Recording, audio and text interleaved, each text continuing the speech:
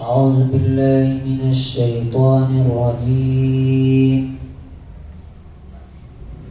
بسم الله الرحمن الرحيم.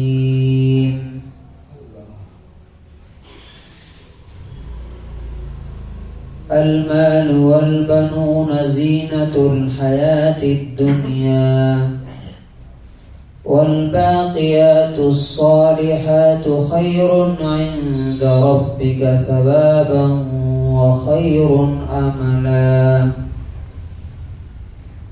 سورة الکہف، سورہ نمبر 18، آیت نمبر 46۔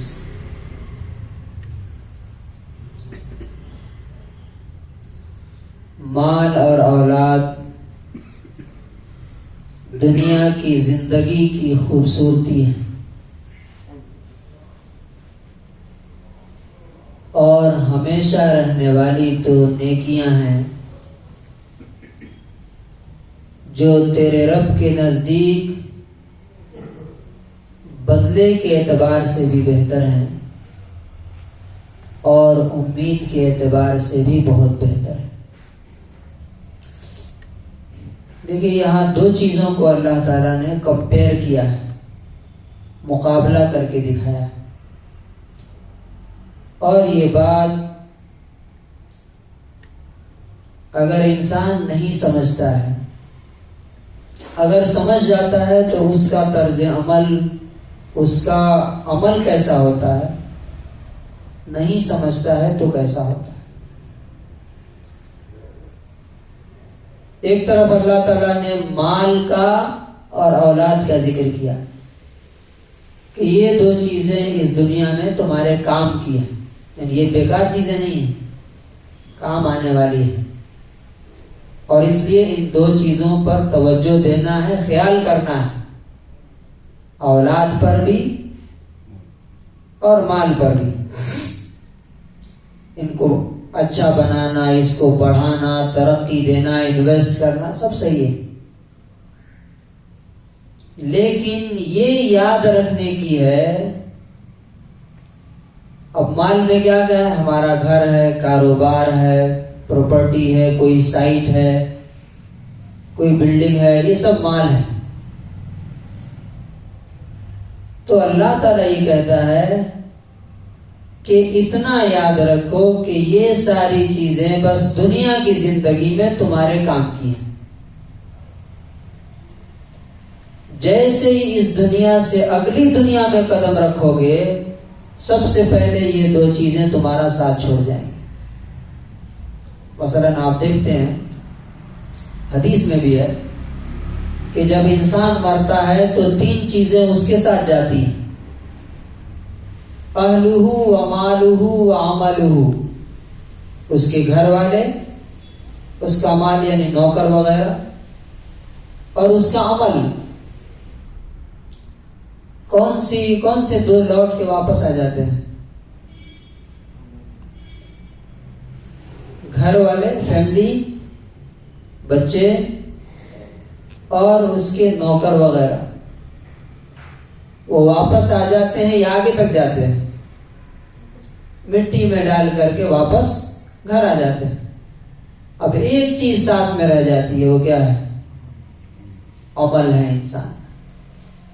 تو اللہ تعالیٰ کہتا ہے کہ یہ بات یاد رکھو کہ باقی رہنے والی اور ساتھ جانے والی جو چیز ہے وہ تو نیکیاں ہیں، مال اولاد نہیں ہے۔ تو تمہارا اس سے زیادہ فوکس کس پر ہونا چاہیے؟ جو ساتھ جانے والے ہیں یا جو ساتھ چھوڑ جانے والے ہیں ان پر۔ چنانچہ آپ دیکھیے کہ اللہ تبارک و تعالیٰ نے جن لوگوں کو، کہتے ہیں نا کہ عقل مند آدمی دور تک سوچتا ہے، چالاک آدمی دور تک سوچتا ہے، اور جس کے پاس عقل کم ہے وہ آج جیسا اچھا گزر رہا ہے کوئی بات نہیں، کل کا دیکھیں گے۔ تو رسول اللہ صلی اللہ علیہ وسلم اور صحابہ کرام نے، اور آج کے دور میں میں یہاں کی مثال آپ کو بتاؤں گا، آپ کے ٹمکر شہر، کہ جو قرآن اور حدیث کی نظر سے دنیا کو اور آخرت کو دیکھتے ہیں، ان کا طرز عمل کیا ہوتا ہے۔ صحابہ کرام رضی اللہ عنہم اجمعین، جن کو اللہ تعالیٰ نے ڈائریکٹ رسول اللہ صلی اللہ علیہ وسلم کا اسٹوڈنٹ بنایا تھا، اور اللہ تعالیٰ نے ان کو سرٹیفکیٹ دیا کہ اللہ ان سے خوش ہو گیا، انہوں نے اس کے بارے میں کیا رویہ اختیار کیا؟ تو آپ دیکھیے حضرت عمر رضی اللہ تعالیٰ عنہ، ان کے بارے میں بخاری کی حدیث ہے، 2772 نمبر حدیث ہے کہ اصاب عمر ارضا بخیبر، حضرت عمر رضی اللہ عنہ کو خیبر میں، جو مدینے سے غالباً 95 کلومیٹر ہے، وہاں پہ ایک بہت اچھی پراپرٹی ملی، ایک سائٹ ملی، زمین ملی۔ تو اب دیکھیے وہ نبی صلی اللہ علیہ وسلم کے پاس آ کے کہتے ہیں کہ اے اللہ کے رسول، اصبت ارضا بخیبر لم اصب مالا قط احسن منه انفس منه، کہ اے اللہ کے رسول، مجھے خیبر میں جو زمین ملی ہے اس سے زیادہ قیمتی چیز ابھی تک میں نے زندگی میں کبھی نہیں کمائی، میرے ہاتھ میں نہیں آئی، میں اس کو چاہتا ہوں کہ یہ میرے لیے آخرت کا ذریعہ بن جائے۔ دیکھیے ان کا ایٹیٹیوڈ دیکھیے، ہم کیا سوچتے ہیں سارا کام کر لو، بعد میں جو بچے گا وہ آخرت کے لیے۔ وہ کیا کر رہے ہیں؟ ہمارے پاس اس سے زیادہ قیمتی زمین کبھی بھی زندگی میں نہیں آئی، تو آپ مجھے مشورہ دیجیے کہ میں کیسا کروں، میں صدقہ کرنا چاہتا ہوں۔ تو دیکھیے کہ رسول اللہ صلی اللہ علیہ وسلم بھی اپنے صحابہ کے لیے آخرت کے معاملے میں بھی ٹاپ لیول کی چیز چنتے تھے۔ وہ بولتے کہ دے کے بانٹ دو، ختم کر دو۔ آپ صلی اللہ علیہ وسلم نے کیا مشورہ دیا؟ ان شئت حبست اصلها وتصدقت بها، اگر چاہو، میرا مشورہ یہ ہے کہ اگر آپ چاہو تو وہ زمین تم صدقہ مت کرو، زمین کی اصل رکھ لو، اس کی جو پیداوار ہے نا، جو آمدنی ہے، جو انکم ہے، وہ صدقہ کرو۔ اس کو کہتے ہیں صدقہ جاریہ۔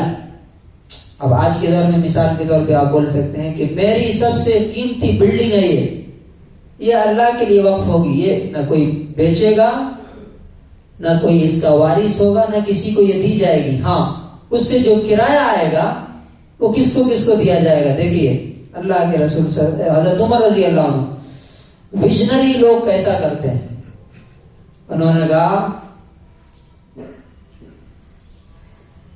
فی الفقراء، اس سے جو انکم آئے گی وہ غریبوں میں تقسیم ہوگی، والقربا، رشتہ داروں کو دی جائے گی، والرقابی، جو لوگ غلامی میں پھنسے ہوئے ہیں ان کو آزاد کرایا جائے گا، وفی سبیل اللہ، اللہ کے راہ میں کوئی جہاد کرنے جا رہا ہے یا حاجی کوئی جا رہا ہے، اس کے پاس نہیں ہے، اس کو دیا جائے گا، والضیفی، مہمان کی، کوئی مہمان اگر آ گیا اس کی خدمت کے لیے، اور وابن السبیل، مسافر کے لیے یہ وقف رہے گی۔ پھر اس کے بعد کہا لا جناح علی من ولیها ان یأکلها بمعروف، ہاں جو اس کی دیکھ ریکھ کرے گا وہ بھی اپنی ضرورت کے مطابق اس میں سے استعمال کر سکتا ہے، یا اپنے دوست کو بھی ضرورت کے مطابق کھلا سکتا ہے۔ تو اب دیکھیے کہ ان کا ایٹیٹیوڈ کیا تھا کہ ان کے پاس جو سب سے قیمتی، سب سے اچھی چیز تھی وہ آخرت کے لیے دیتے تھے کہ یہ ہمارے لیے آخرت میں جا رہی ہے، اور رسول اللہ صلی اللہ علیہ وسلم سے آ کے مشورہ کرتے تھے کہ اس کے بارے میں ہم کیسا کریں۔ ہم یہاں آپ کے ٹمکور میں ہم جانتے ہیں ایک فیملی کو جن کے پاس پیسہ آیا، حالانکہ ان کے 4 بچے ہیں، 3 لڑکے 1 لڑکی، اپنا گھر نہیں بنایا. 34 لاکھ عورت، مرد نہیں، عورت نے ایک ایسے کام میں لگایا جس کا فائدہ شہر کے بہت سارے غریبوں کو ہو رہا ہے، تعلیم کے میدان میں، تربیت کے میدان میں. 34 لاکھ روپے دے دیے یہ اللہ کے لیے وقف. تو ہمیں جو اللہ تبارک و تعالیٰ بتانا چاہتا ہے اس سے زیادہ بہتر مشورہ کون دے سکتا ہے کہ تم سب کے لیے کر رہے ہو، اپنے لیے سب سے پہلے سوچو. اور خاص طور سے اگر انسان کی عمر جو رسول اللہ صلی اللہ علیہ وسلم نے فرمایا کہ 60 اور 70 کے بیچ میں ہے، اس عمر میں پہنچنے کے بعد تو خاص طور سے انسان کو صرف اور صرف اپنی آخرت پہ فوکس ہو جانا چاہیے. اس لیے کہ اگر ابھی زندگی چلی گئی تو ہماری ساری چیزیں تو دوسرے کے ہاتھ میں چلی جائے گی، اور وہ لوگ ہماری آخرت کے لیے کیا کریں گے. آپ اب دیکھ لیجئے کہ ابھی کیا کر رہے ہیں آپ کے لیے کہ وہ آخرت میں آپ کے لیے کچھ بھیجیں گے. ہاں جو بنا کے چلے جائیں گے، جیسے حضرت عمر رضی اللہ عنہ نے کیا، تو انہوں نے جو زمین دی ہوگی آج تک اور قیامت تک اس کا سلسلہ، اس کا ثواب ان کو ملتا رہے. تو اللہ تبارک و تعالیٰ سے دعا کرنی چاہیے کہ اللہ تعالیٰ ہمیں صحیح سمجھ اور صحیح شعور عطا فرمائے. اور مرنے سے پہلے یہ صحابہ کرام، حضرت عمر رضی اللہ عنہ، اور جیسے ابھی آپ کے شہر کی مثال دی، ایسے لوگوں کی طرح صدقہ جاریہ کر کے اس کا ثواب مرنے کے بعد ملتا رہے. آدمی کو اس کے لیے فیصلہ لینا چاہیے. اللہ تعالیٰ ہمیں اس کی توفیق نصیب